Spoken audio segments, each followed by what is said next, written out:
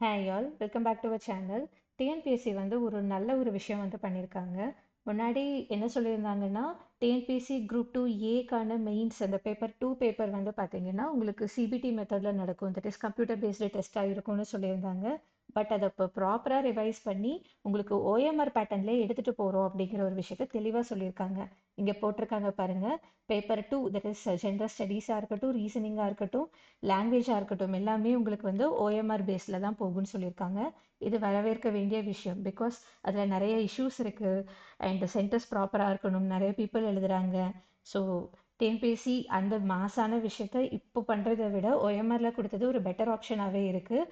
இன்னொரு விஷயம் என்னென்னா, நம்ம முன்னாடி என்ன சொல்லியிருந்தாங்கன்னா, paper 1 that is common Tamil eligibility test வந்து February 2 நடக்கும்ன்ற மாதிரி சொல்லியிருந்தாங்க. 8 பேப்பர் 2 நடக்கும்ன்றது இருந்தது. பட் இப்போ பார்த்தீங்கன்னா ரெண்டுமே சேம் டேட்லேயே நடக்க போகுது. த திங் இஸ், காலையில் பேப்பர் 2 வந்து 9:30 to 12:30 நீட்டாக எழுதி முடிச்சுட்டு, மதியம் 2:30 to 5:30 வந்து நமக்கு அந்த descriptive type Tamil eligibility test paper வந்து இருக்க போகுது.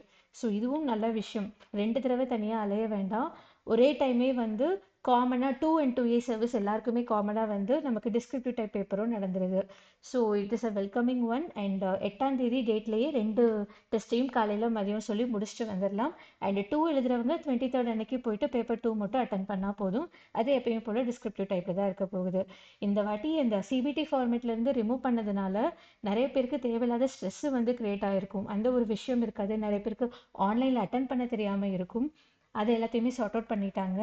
அண்ட் இப்போ இதுக்கான சென்டர்ஸ் வந்து பார்த்தீங்கன்னா என்ன சொல்லியிருக்காங்கன்னா, இங்கே நமக்கு லிஸ்ட் ஆஃப் சென்டர்ஸ் வந்து 38 கொடுத்துருக்காங்க இல்லையா? இது நம்ம ஆல்ரெடி நம்ம பேமெண்ட் பண்ணும் போதே பேப்பர் 2க்கான சென்டர்ஸை வந்து நீங்கள் செலக்ட் பண்ணிக்கோங்கன்னு ஒரு ஆப்ஷன் கொடுத்தாங்க இல்லையா? அப்போ பேப்பர் 2க்கு என்ன சென்டர்னு நீங்கள் வந்து செலக்ட் பண்ணீங்களோ that will be considered as நம்மளோட காமன் தமிழ் எலிஜிபிலிட்டி டெஸ்ட்டுக்கான பேப்பர் 1க்கும் அதே சென்டர் அப்படிங்கிற மாதிரி எடுத்துக்கிட்டாங்க.